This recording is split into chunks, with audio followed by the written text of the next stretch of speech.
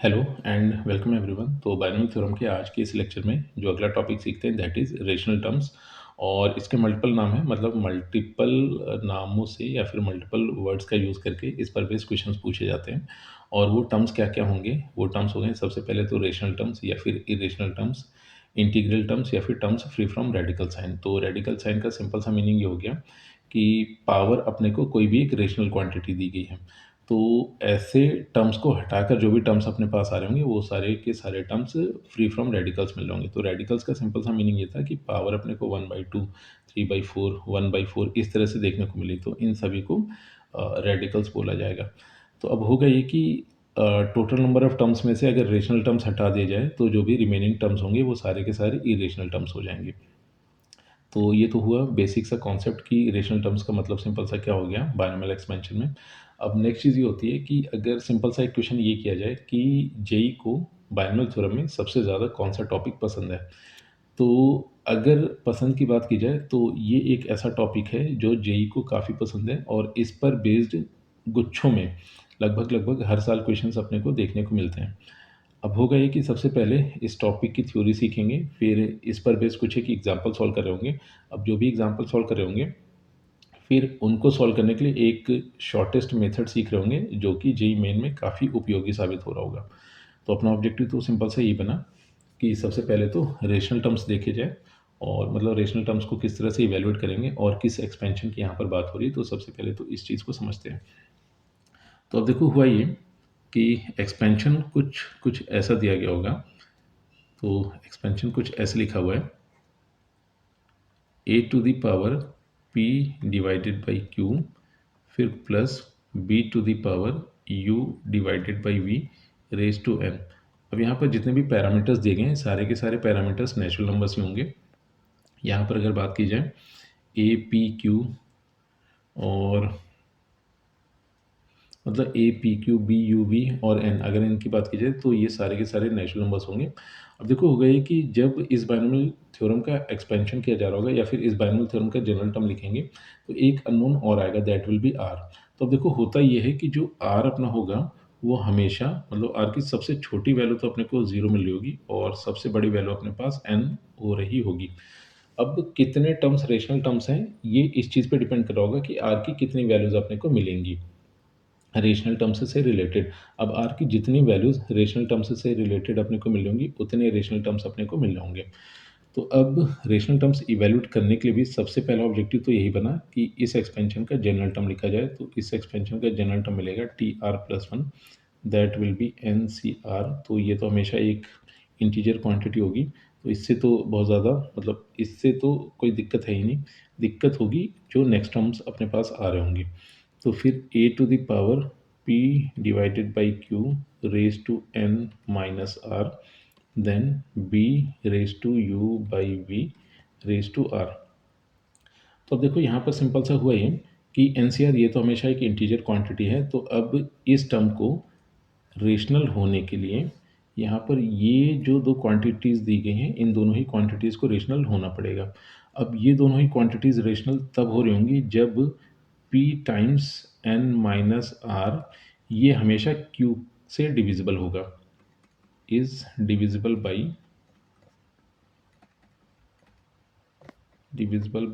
q।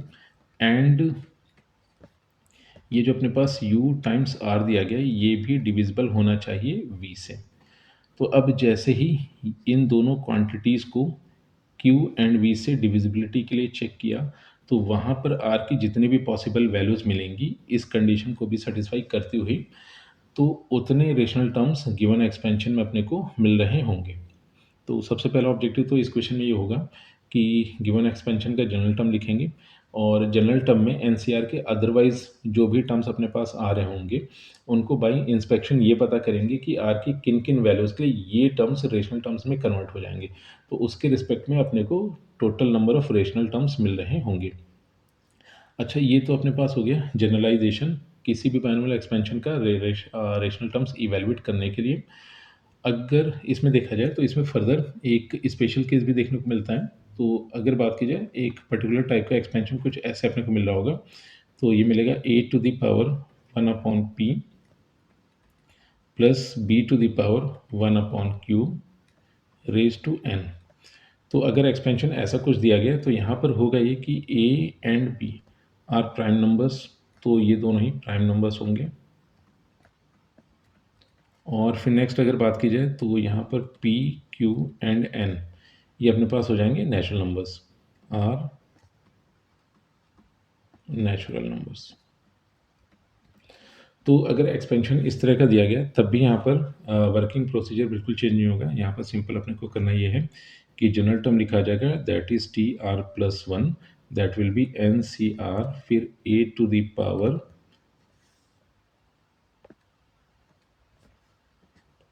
Next a to the power 1/p raise to power n minus r, फिर b to the power 1/q raise to power r। तो इसको थोड़ा simplify करके लिखा जाए तो ये बन गया है N C R.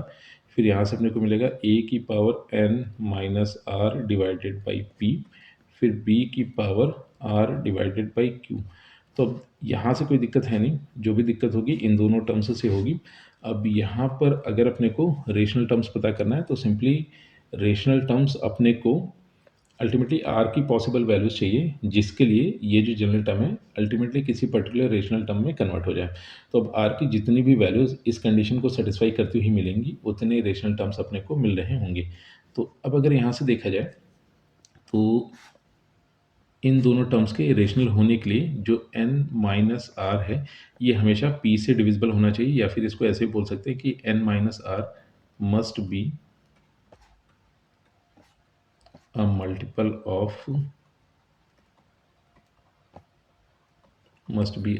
of p, and ये जो सेकेंड टर्म दिया गया है that is r by q, और यहाँ से कंक्लूड करेंगे कि r मस्ट बी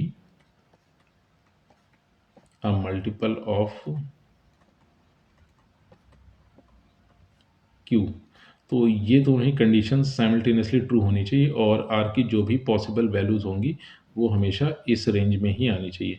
तो इन कंडीशंस को सेटिस्फाई करके r की जितनी भी पॉसिबल वैल्यूज़ मिलेंगी अपने को गिवन एक्सपेंशन में उतने रेशनल टर्म्स मिल होंगे। तो अब अगर गिवन एक्सपेंशन में अपने को रेशनल टर्म्स पता करना होगा तो सबसे पहला ऑब्जेक्टिव तो ये हुआ कि गिवन एक्सपेंशन का जनरल टर्म लिख लिया जाएगा। फिर जनरल टर्म लिखने के बाद अपना ऑब्जेक्टिव ये बनना होगा कि आर की सारी पॉसिबल वैल्यूज़ पता करें जिसके रिस्पेक्ट में ये जो जनरल टर्म है वो रेशनल टर्म में कन्वर्ट हो जाए। तो अब ऐसा करने के लिए होगा ये कि ए की जो भी पावर आ रही होगी, पहले केस में अगर देखा जाए तो पावर ए की अपने को मिल रही थी p times n minus R divided by q। तो यानी कि जो भी न्यूमरेटर होगा वो डिनोमिनेटर से कम्प्लीटली डिविजिबल हो। तो अब a एंड b की पावर्स की इन कंडीशंस के लिए, मतलब जो भी न्यूमरेटर होगा यहाँ पर a एंड b की पावर्स की बात हो रही है, तो a एंड b की जो पावर्स दी गई है जो भी न्यूमरेटर होगा अगर वो डिनोमिनेटर वाली क्वांटिटी से कम्प्लीटली डिविजिबल हो जाता है तो उसके रिस्पेक्ट में आर की जितनी भी वैल्यूज़ मिलेंगी वो सारे के सारे अपने को रेशनल टर्म्स दे रहे होंगे। तो ये तो फिलहाल थी रेशनल टर्म्स से रिलेटेड थ्योरी। फिर फर्दर इसमें आगे बढ़ते हैं और कुछ एक क्वेश्चन सॉल्व करते हैं। तो यहाँ पर करेंगे कि सबसे पहले तो प्रॉपर एक कन्वेंशनल मेथड सीखेंगे, ट्रेडिशनल मेथड सीखेंगे कि किस ट्रेडिशनल मेथड से इस चीज़ को इवेल्यूट किया जाएगा। फिर नेक्स्ट एक शॉर्टकट ट्रिक से सीख लेंगे जिसकी हेल्प से उस पर्टिकुलर क्वेश्चन को काफ़ी आसानी से और जल्दी सॉल्व किया जा सकता है। तो अब फर्दर कुछ एक पीवाईक्यू सॉल्व करते हैं और ये क्वेश्चन जेईई मेन 2025 में पूछा गया है। क्वेश्चन में कह रहा है the number of integral terms in the expansion of. तो इंटीग्रल टर्म्स मतलब रेशनल टर्म्स की ही बात हो रही होगी। और एक चीज़ और इसमें देख लेते हैं कि अगर अपने को रेशनल टर्म्स मिल गए तो फिर total number of rational terms में से मतलब टोटल नंबर ऑफ टर्म्स में से रेशनल टर्म्स अगर निकाल दिए जाएंगे जो भी रिमेनिंग टर्म्स बच रहे होंगे वो सारे के सारे इरेशनल टर्म्स आ रहे होंगे। तो फिर फर्दर इसमें आगे बढ़ते हैं और इस क्वेश्चन को सॉल्व करते हैं। तो यहाँ पर हुआ ये कि सबसे पहले तो इसका जनरल टर्म लिखेंगे। तो जनरल टर्म इसका मिल रहा था T of R plus one that will be N C R. तो ये हो गया 10 16 सी आर, और फिर X that will be A to the power 1/2, और इसकी पावर मिल गई है 10 16 minus are, then 7 raise to 1/8, और इसकी पावर अपने को मिल गई है आर। तो अब total number of rational terms अपने को मिल रहे होंगे इन कंडीशंस के रिस्पेक्ट में। तो सबसे पहले तो यहाँ से 10 16 माइनस आर, ये होना चाहिए 2 का मल्टीपल। तो अगर 2 का मल्टीपल होगा तो सबसे छोटी वैल्यू तो 0 बनेगी, देन 2, 4, 6 और मैक्स टू मैक्स से चला जाएगा 10, 16 तक। फिर नेक्स्ट इसको अगर सेटिस्फाई कराया जाए तो यहाँ से जो r अपने पास आया है, r must be the multiple of 8।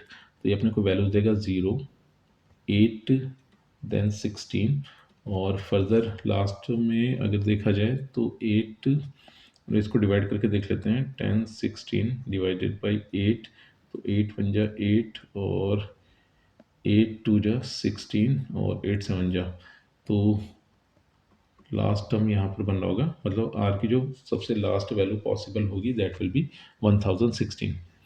तो अब इन दोनों कंडीशंस को सेटिस्फाई करती हुई r की जितनी भी पॉसिबल वैल्यूज़ मिलेंगी उन सारी पॉसिबल वैल्यूज़ के लिए अपने को total number of rational terms मिल होंगे। तो अब अगर यहाँ से देखा जाए तो हो ये रहा था कि ये तो 2 के मल्टीपल्स के फॉर्म में वैल्यूज़ दी गई थी एंड ये 8 के मल्टीपल्स के फॉर्म में वैल्यूज़ दी गई थी। तो अब बात है कि दोनों में कॉमन वैल्यूज़ अपने को उठानी थी, तो दोनों में कॉमन वैल्यूज़ एक काम ही करते हैं कि ये वैल्यूज़ उठा लेते हैं, क्योंकि अब जैसे आर की वैल्यूज़ यहाँ से उठाएंगे ये वाली वैल्यू यहाँ पर इसको सेटिस्फाई कर रहा होगा। और एक चीज़ ये भी हुई थी कि दोनों में इवन नंबर ऑफ टर्म मतलब इवन टर्म्स ही दिए गए। अब ऐसा नहीं हो रहा होगा कि ऊपर और नीचे से कुछ एक टर्म्स मिसिंग हो रहे होंगे, ठीक है। तो सिंपली अगर इस चीज़ के साथ आगे बढ़े तो दोनों ही कंडीशंस को सेटिस्फाई करती हुई आर की जो भी पॉसिबल वैल्यूज़ मिलेंगी वो अपने को मिल जाएंगी 0, 8, 16 up to and so on.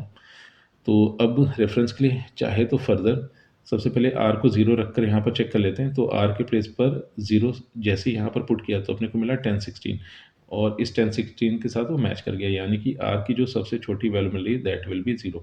फिर अगर आर के प्लेस पर 8 रखा जाए तो आर के प्लेस पर जैसे यहाँ पर 8 रखा तो अगला जो टर्म मिलेगा that will B 10, 16 minus 8 that will B 1008।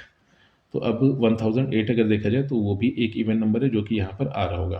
तो अब देखो सिंपल सा काम ये है कि आर की सारी पॉसिबल वैल्यूज़ अपने को सिर्फ और सिर्फ यहाँ से ही देखने को मिल जाएंगी। अब होगा ये कि इसमें से मतलब आर की वैल्यू अपने को 0 मिली, फिर आर की वैल्यू अपने को 8 मिल जाएगी, इसके बीच में देखो कोई भी वैल्यूज़ है नहीं, इसके बीच की कोई भी वैल्यूज़ अपने पास नहीं आ रही होंगी।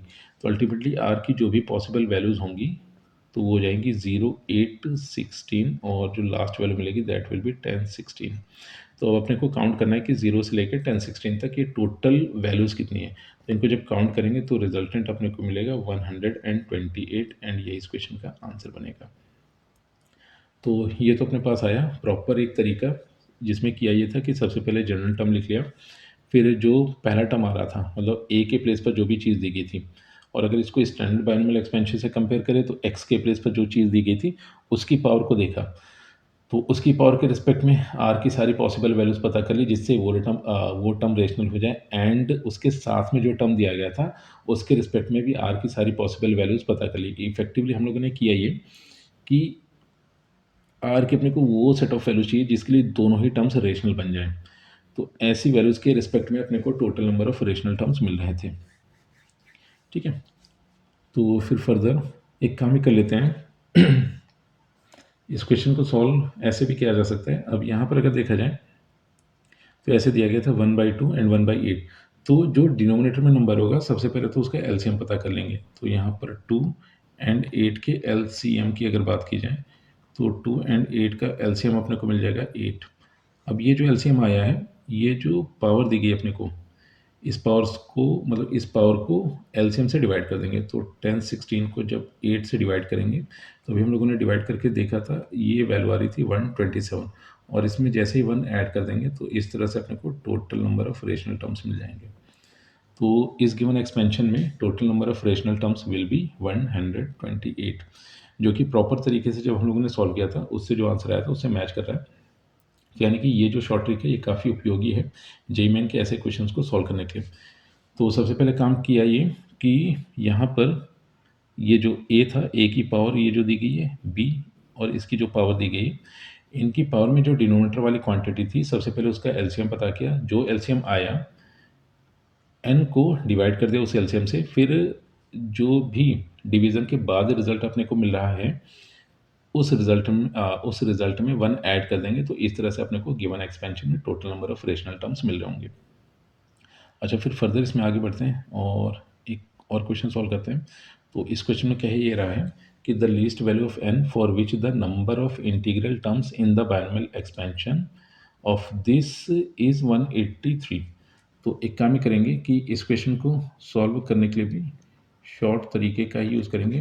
प्रॉपर कन्वेंशनल जो तरीका है तो वहाँ से भी इसको इवैल्यूएट किया जा सकता है। सबसे पहले जनरल टर्म लिखा जाएगा। जनरल टर्म लिखने के बाद जो ये क्वांटिटी अपने पास दी गई है, मतलब इसको लिख ही लेते हैं। तो अगर जनरल टर्म लिखा जाए तो टी आर प्लस वन ये अपने को मिला, और यहाँ पर ये बन जाएगा एन सी आर।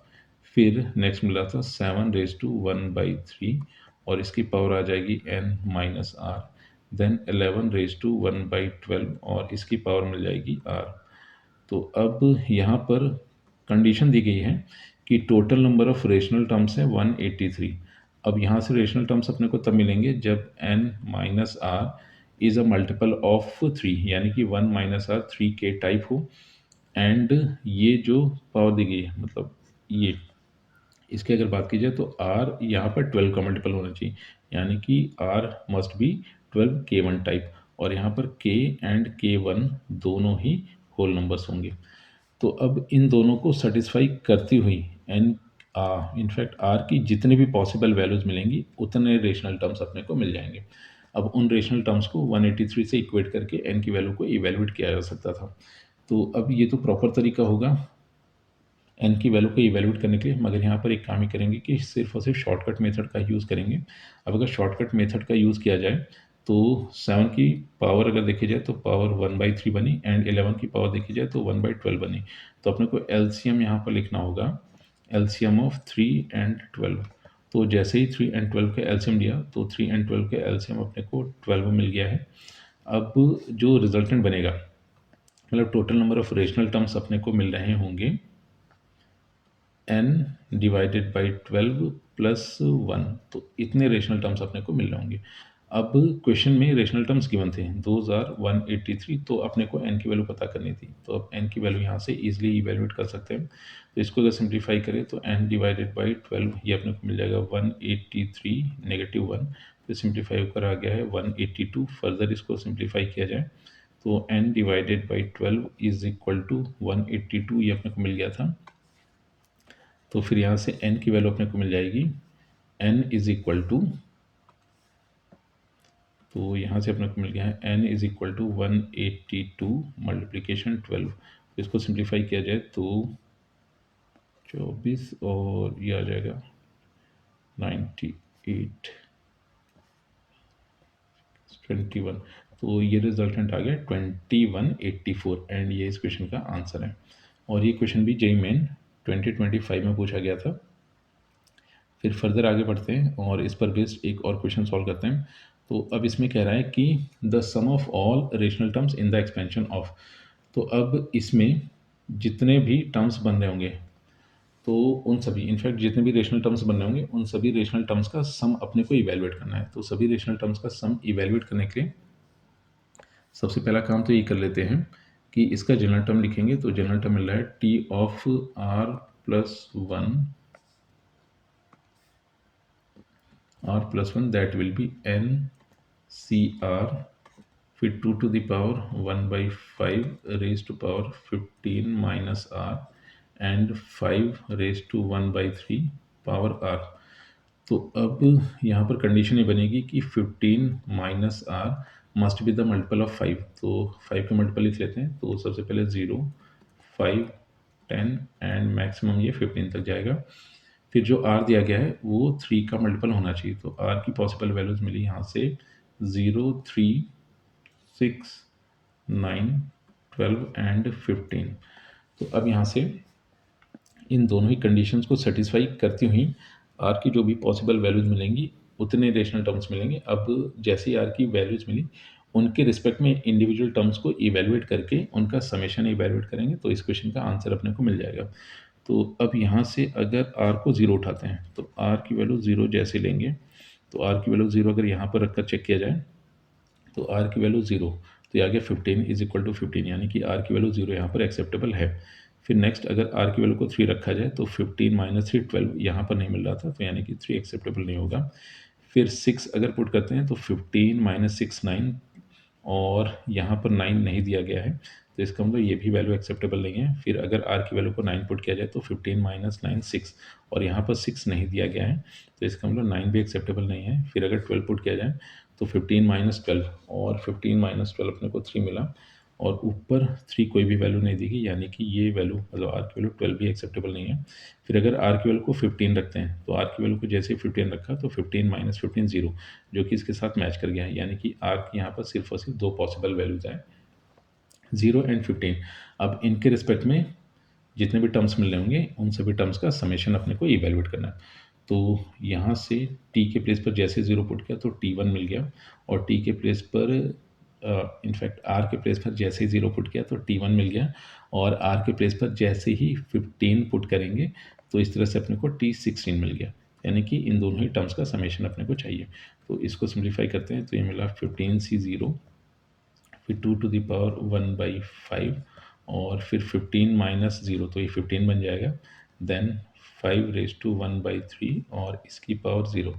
फिर नेक्स्ट हम अपने को मिल रहा होगा 15c15, और फिर नेक्स्ट ये बन जाएगा 2 टू द पावर 1/5, और इसकी पावर अपने को मिल रही थी 15 माइनस 15, तो ये हो गया 0, देन 5 रेज टू 1/3 पावर 15।